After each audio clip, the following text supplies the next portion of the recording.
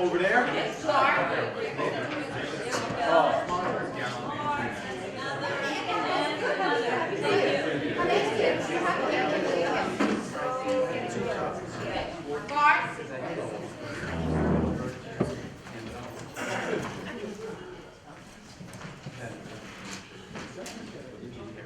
Good evening, everybody. Thank you for coming tonight. Welcome to our January 6, 2026 annual reorganization meeting of the Board of Trustees. If you please stand and join me in the pledge of allegiance. I pledge allegiance to the flag of the United States of America, to the republic which stands one nation, under God, indivisible, with liberty and justice for all.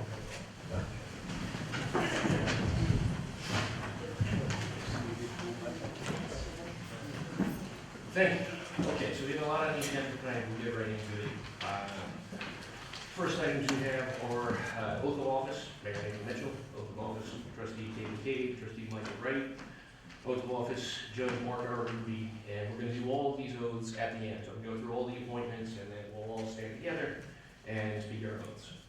So the next item is the appointment of Mark Bloomquist, trustee, to fill the unexpired term of myself, Nathan Mitchell, and appointment of Mark Bloomquist as deputy mayor for 2026. Next is the appointment of Jeff Gordon, trustee, to fulfill the unexpired term of Christine McAndrews, and appointment of village clerk treasurer Jennifer Georgie Mayer to a 2-year term, appointment of deputy village clerk Michelle Marzo to a 1-year term, and designation of our trustee liaisons to the village departments. Deputy Mayor Bloomquist is going to be liaison to the police department and fire department this year. Trustee Gordon is going to be liaison to the building department, the justice court, and land use boards. Trustee McCabe is going to be liaison to the DPW and the clerk's office, and Trustee Wright is going to be liaison to our parks and our community center. Next is appointment of village attorney Dennis Michaels. Dennis has worked with us in the past, and we're glad to have him back. Appointment of assistant village attorney James Birnbaum. Appointment of the associate village justice Heidi Spitzer. Appointment of village assessor consultant Brian King, he's our tax assessor. Appointment of village engineer Bart Roby. Appointment of registrar of vital statistics Jennifer Georgie Meyer. Appointment of deputy registrar of vital statistics Michelle Marzo. And now appointment of members of the planning board. We have Kim Stifel for a 5-year term. Appointment of alternates to the planning board. We have Peter Metzler and Frank Bukowski, both 1-year terms. Appointment of the chair of the planning board, we have David Levy, 1-year term. And appointment of members of the zoning board of appeals, Molly Queen for a 5-year term. Appointment of alternates to the zoning board of appeals, Rochelle Spooner and Ira White, both 1-year terms. Appointment of the chair of the zoning board of appeals, Usha Wright, for a 1-year term. Appointment of our floodplain manager, Charlie Schwab. Appointment of our harbor master, Dan Gottlieb. Appointment of the chair of the Parks Commission, Dan Sherman. And also we have listed here a recommendation of members and annual reports to the board, but we'll wait until after the oaths to carry that out. Appointment of members of the Waterfront Resiliency Commission. We have Daniel Goslin, Sylvia Welch, Rod Johnson, Klaus Jacob, and Mark Silverstein. And appointment of the chair of the Waterfront Resiliency Commission will be myself, Nathan Mitchell. Our designation of official newspaper is the Journal News and the Rockland County Times. Our designation of official depositories are M&T Bank, NY Class, and Connect One Bank. Designation of legal posting locations, Village of Piermont, Piermont Village Hall out front, Canzona's Market, the railroad station, the land bank office, the Piermont Post Office, M&T Bank, Elmore Stroud Skating Pond, and the official village website and official village Facebook page.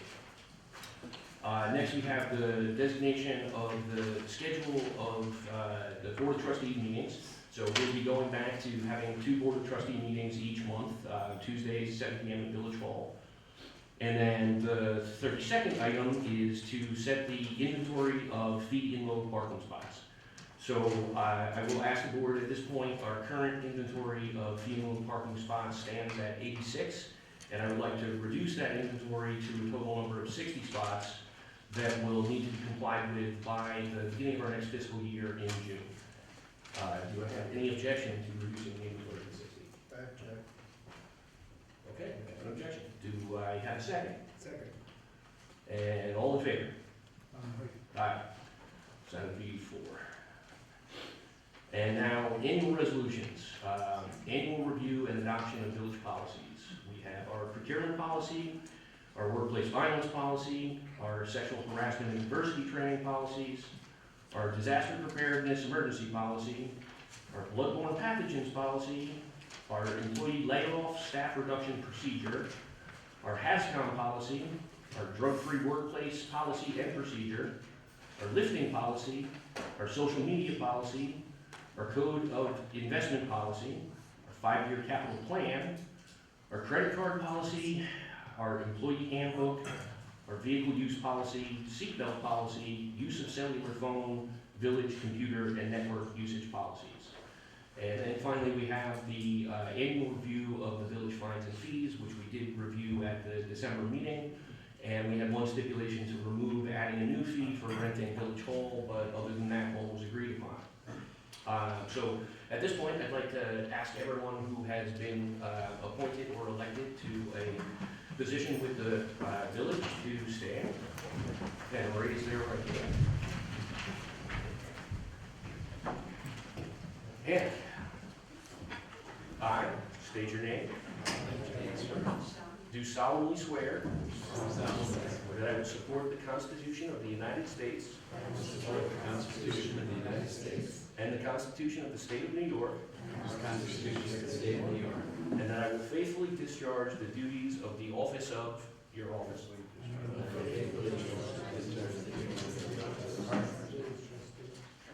Of the Village of Piermont, according to the best of my abilities. Thank you.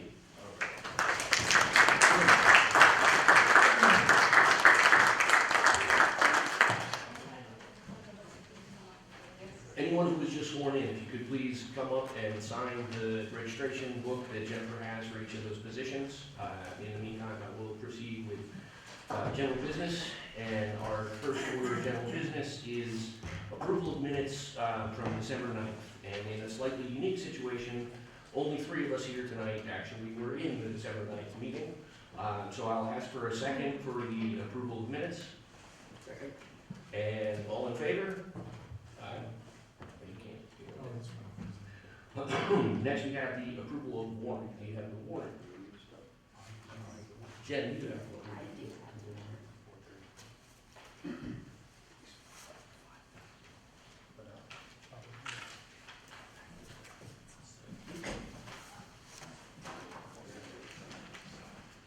I move that we approve warrant number 010626 in the amount of $181,732.59. Do we have a second? Second. All in favor? Aye. All right, next we have department reports.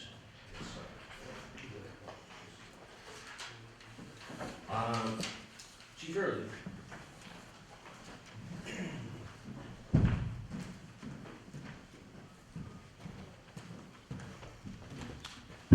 Good evening, Mayor and Board. of December, there was 114 summonses issued. We did participate in the high visibility DWI enforcement. That was over the Thanksgiving holiday as well as New Year's.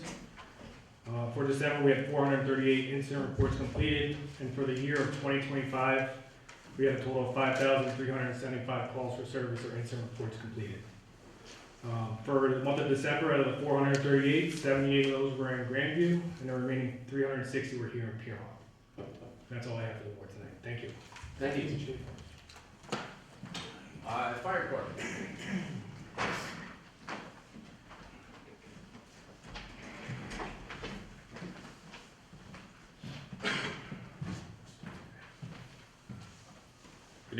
Good evening, everyone.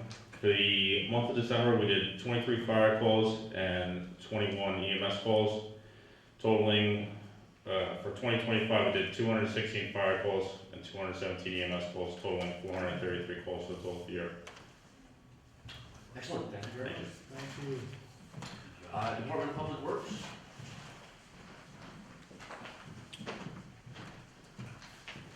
Good evening, everyone. I'll just run down some yearly totals for us. Department of Public Works. Our garbage collection, we did 712 tons of collected garbage. We did 63.46 tons of bulk. We did 42.67 tons of street sweepings and spoils. We recycled 62.49 tons of blacktop. We recycled 49.4 tons of brush. We recycled 11.42 tons of metal. Yard waste was 6.23 tons. Our village overall recycling for the normal recycling every Thursday was 219.26 tons. It's about average for the year. Christmas tree collection is we have 2 dates scheduled. One for tomorrow, January 7th, and then again on Wednesday, January 21st. That's Christmas trees. Put it out to the curb. Our loose leaf collection, actually for the year, we had a total of 113.61 tons. That's bagged and loose leaves. The only other thing I have tonight is we received the CHIPS reimbursement for the road resurfacing that was done in July, and that amounted to $126,008. That's it. Thank you. Building department. Charlie, you here?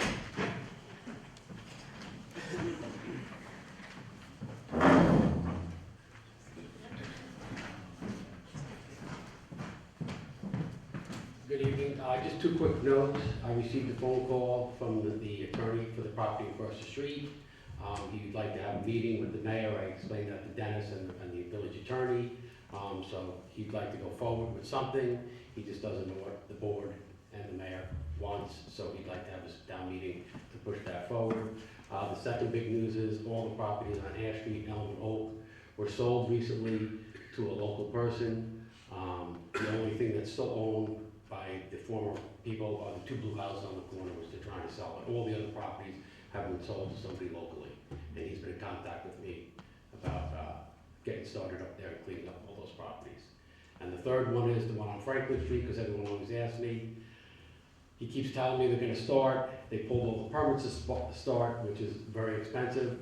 And I think every time he goes out and gets bids on stuff and talks to other contractors, he's realizing what the price is really gonna be. He had an illusion that he could do that whole project for $300,000, and it's impossible to restore that house for $300,000. He's got about $700,000 or $800,000 in materials on it. So, I don't know where he's gonna go yet. Sure. Well, so while we have you though, there is another item that I'd like to discuss is the question of, regarding across the street, the status of the construction type fence that's been erected. Okay. So in the past, there have been questions about the code interpretation that would permit that fence to exist. And I just wanted to get you on the record about why is it that we cannot have that fence removed and the area restored to the access that was formerly available to the public. Well, when it got into the lawsuit, I backed off a little bit, but the fence originally went up because there were accusations about there being oil and tanks in the ground there. So the applicants asked if they could do some digging there, and they did some core sampling there. So they put up the construction fence to keep everybody out of there while they did the work. And then everything went south, and it's been like that since then. He's got to restore the property. I've talked to him about it. He knows that. And that's pretty much where it sits, and I think that's why he wants to come in and have a meeting now with everybody. Okay, can you please follow up with him about a timetable for getting the property restored to a safe condition so that that fence can be removed without any hazard to the public? Okay, and then, can you lower the fence? Because that's one of the things you're gonna ask me. A 4.5-foot fence is legal there. Well, so there are some questions about what type of fence is exactly permissible in that location, and that's something that Village Attorney Michaels is gonna be reviewing in the next few days, so hopefully we can just be in communication between the two of you and figure out what will be Okay. acceptable. I'll talk to Charlie. Right. Thank you. And then we'll talk to the applicant. Hopefully we all of us can sit down and talk and, Yeah, we discussed, I'm Yeah. always amenable to speaking to adversaries, those on the other side of the table, to, you know, have blunt, frank conversations without jeopardizing the interests of my beloved client, the Village of Piermont, as always, is first and foremost. right. But yes, we should always keep communications open, see if there's resolutions to unpleasant matters. Okay. Thank All you. right. Thanks. Okay, next item of business is old business. Jennifer, do you have old business for us? No, I have no rule. We don't have old business. All right, moving on. New business. Do you have any new business? I do. I just want to make the board aware, the tentative assessment roll will be out on February 1st. Our grievance hearing is the second meeting in February. So I'll be filing the notice in the newspaper about the roll, and I will forward it to the board once I do receive it from Brian Kenny. Excellent. The other thing, I did receive an email, which I did forward to the board and the village attorney today, from Ryan Market of Piermont Landing. He had sent an email with a letter regarding the ongoing concern over the intersection of Gare and Piermont Avenue. So I just want to make the board aware of that. I did forward that as well. Yes. That's all I have. What about the permit for farmer's market? Nobody gave me any information about a permit for the farmer's market. Oh, Joe Sutter was supposed to contact you about obtaining permission to close down Flywheel Park West on some days. Okay. I saw an email come through, I thought you were on that email.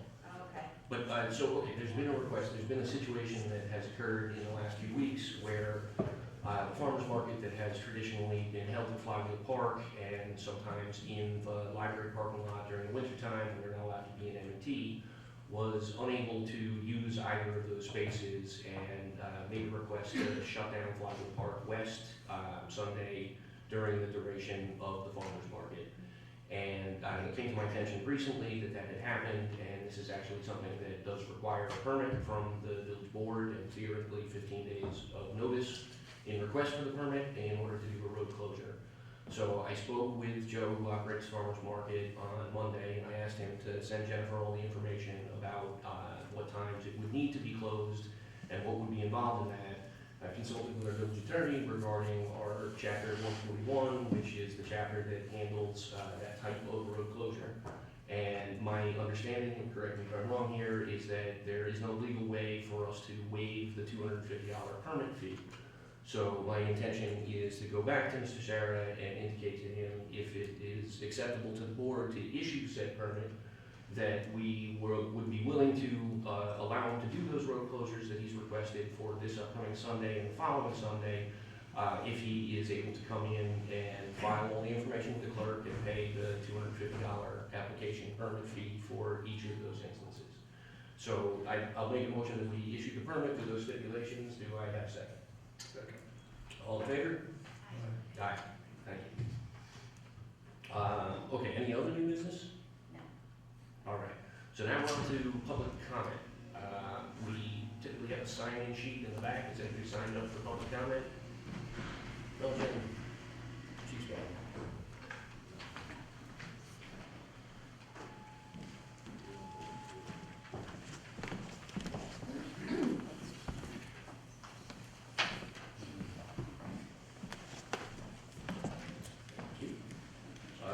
Okay, Dennis Hart, 21 years.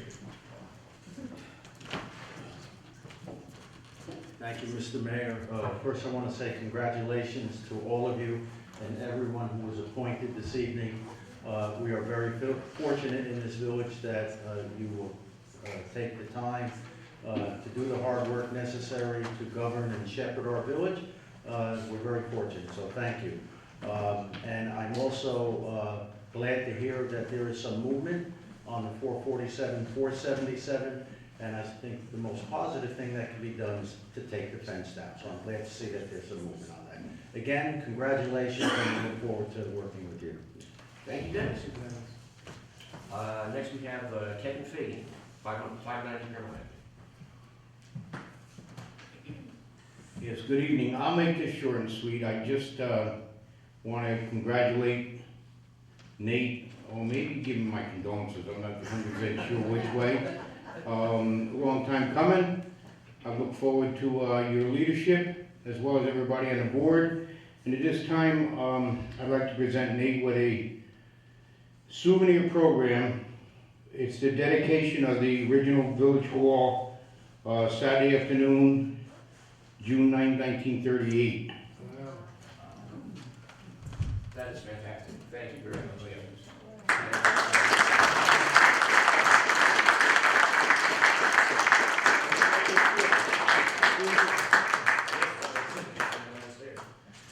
Okay, so the next item that we have, we're just a tad ahead of schedule here, is a 7:30 p.m. public hearing on a new entity disclosure law.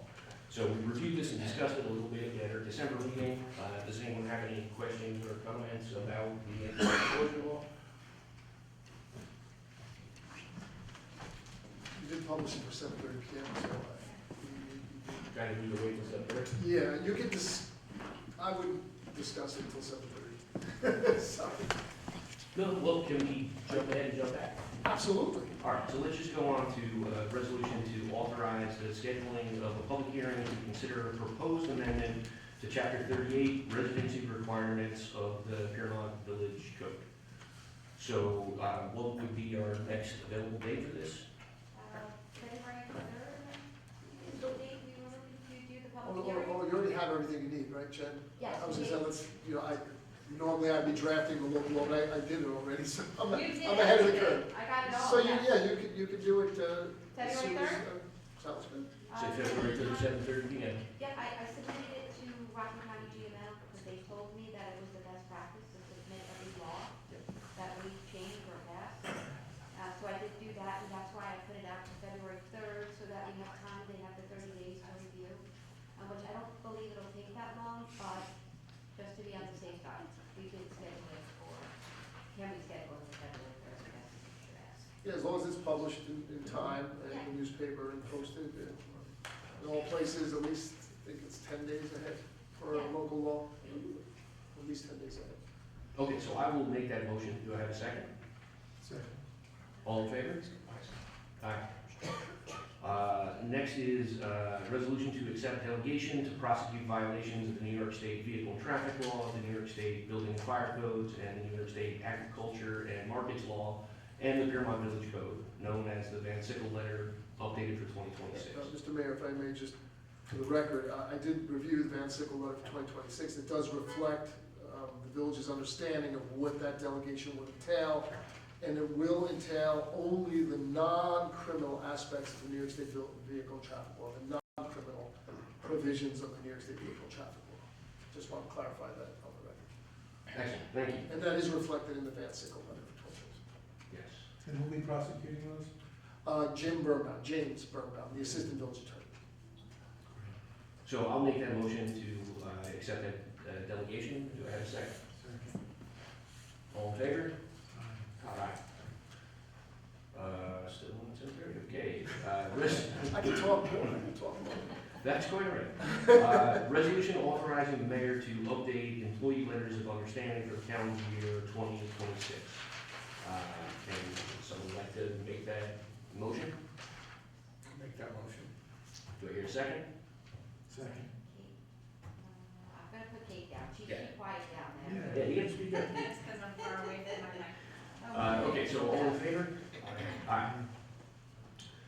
And we still have 5 minutes, and that was the last item on the agenda. So let's Jake for a moment here. Yeah. Mayor?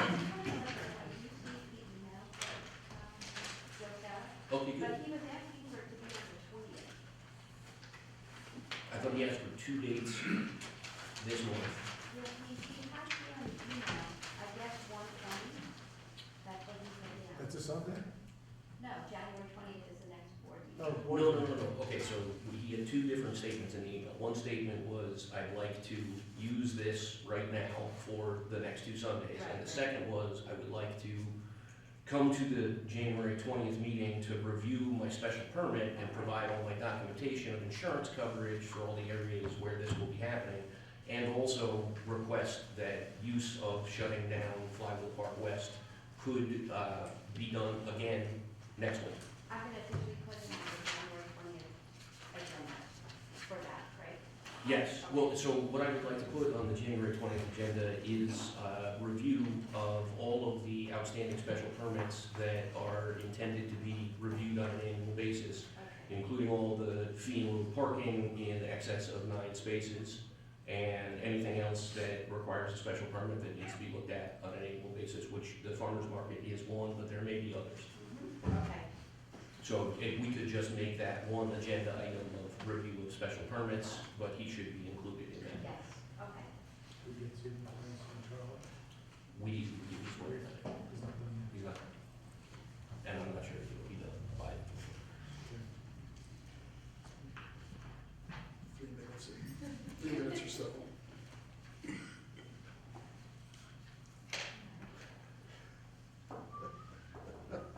You're too efficient. I talked too quickly, what can I tell you? Yes. I guess if anybody else was sworn in, if they want to come in, up and sign the book. Excellent use of the time. Yeah, I Is think there I saw a anybody couple else? people brilliant. Okay, Dave? All right. Okay. What's your name?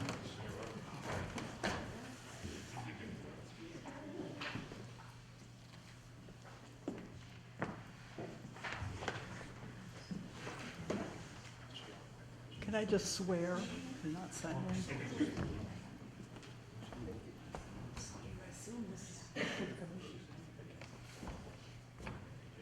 I will swear a lot. You're in the commission. I'll just swear a lot. Nice hat. No. Yes, perfect, thank you very much.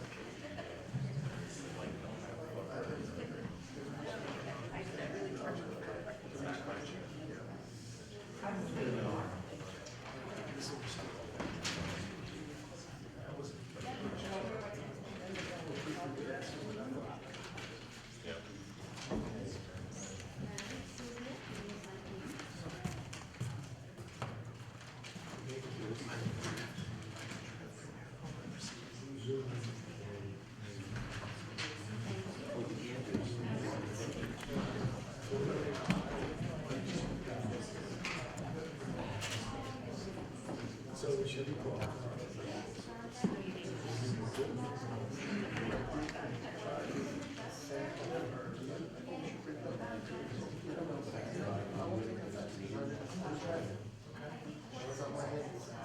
What's my head? Five things that you can correct it. I would seriously.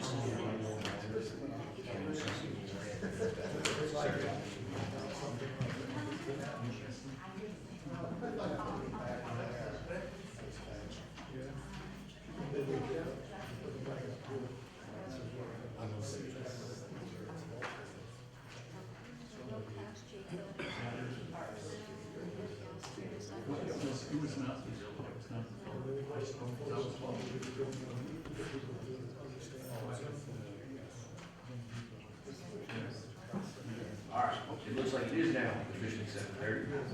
So, I'd like to make a motion that we open the public hearing for the entity disclosure law. Do we have a second? All in favor? Aye. Would anyone like to speak regarding the entity disclosure law?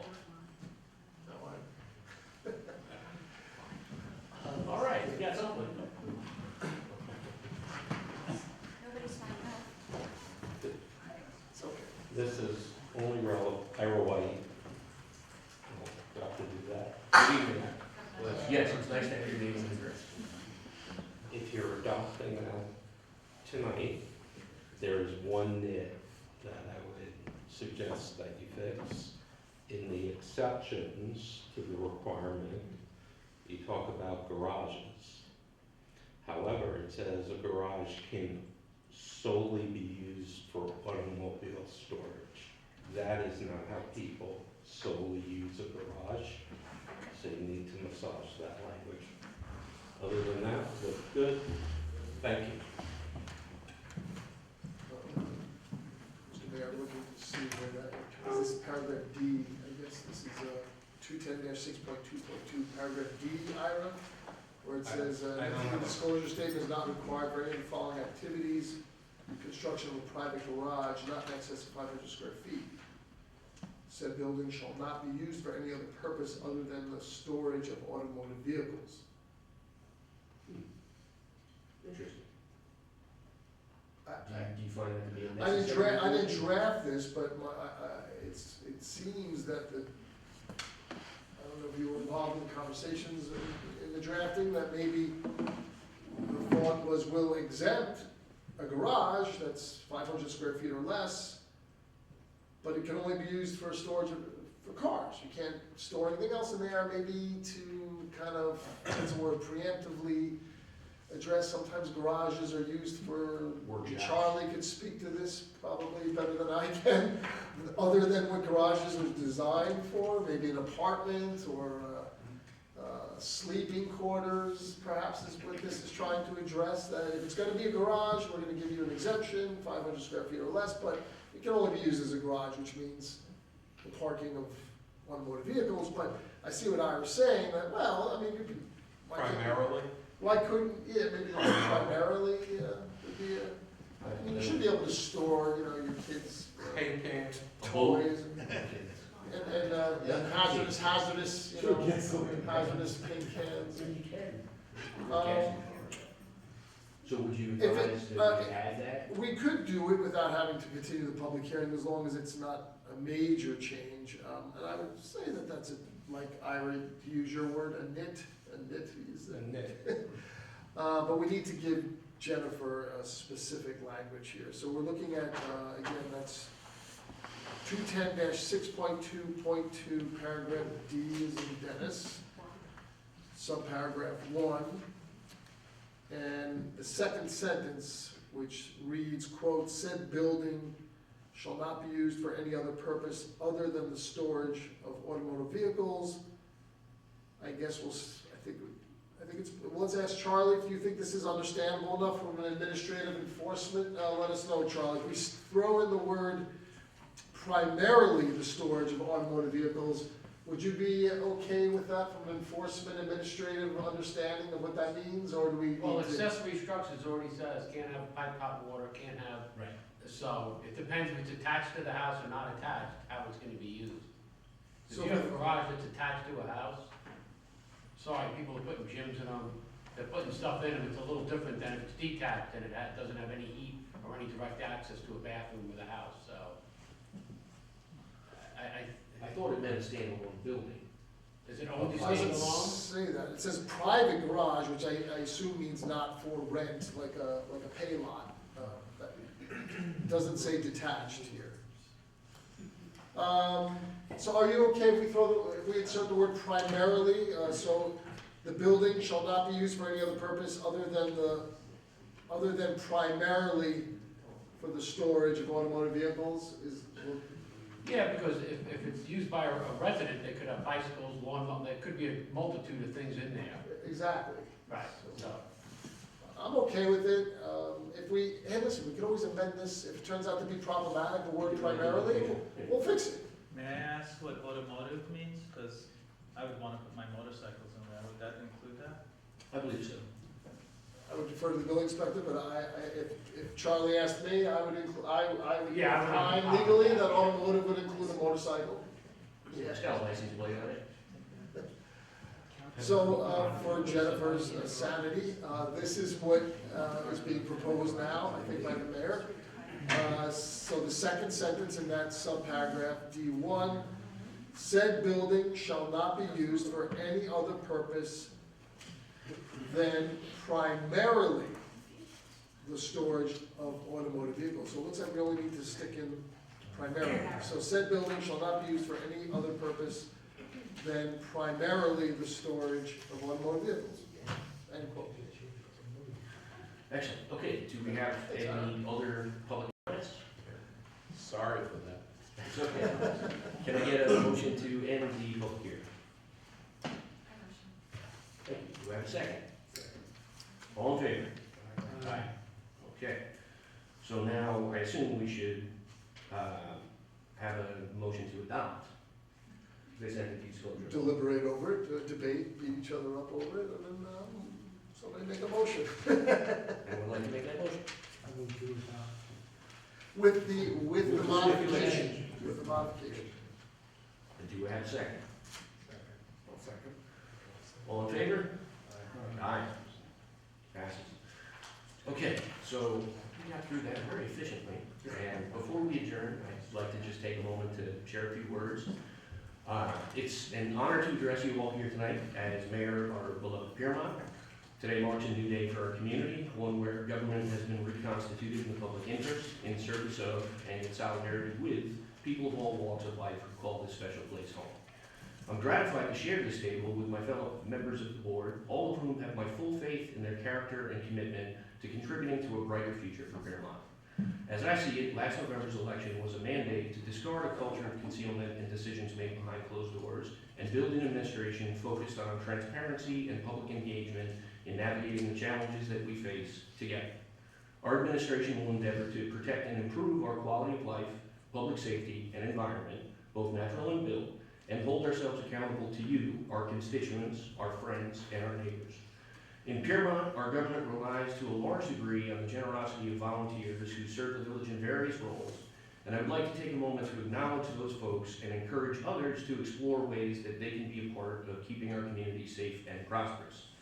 Without our all-volunteer fire and ambulance service, we would surely be lost, so this is my obligatory plug that we always need volunteers and stop by any Monday night. Many other crucial roles, including our land use boards, commissions, and committees, can be easier to overlook, but also serve important needs that I would like to recognize as well. In the coming weeks, we'll be seeking to reestablish an updated architectural review board, a transportation commission with a clearly defined role and purpose, and a comprehensive plan update committee. We will need folks with subject matter expertise to fill out these groups, so I encourage everyone to consider getting involved. And anyone who thinks that they could contribute in a positive way to those efforts, please feel free to contact me at either mayor@piermont-ny.gov or nmitchell@piermont-ny.gov. Thank you.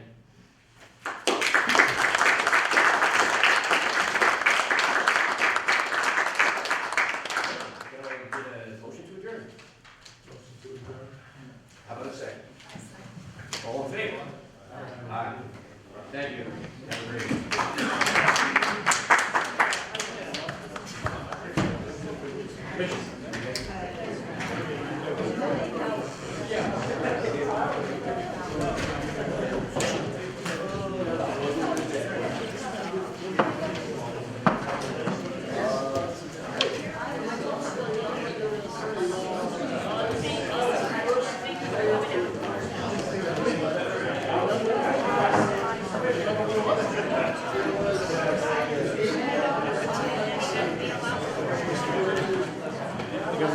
I want to wait for him to come out from behind.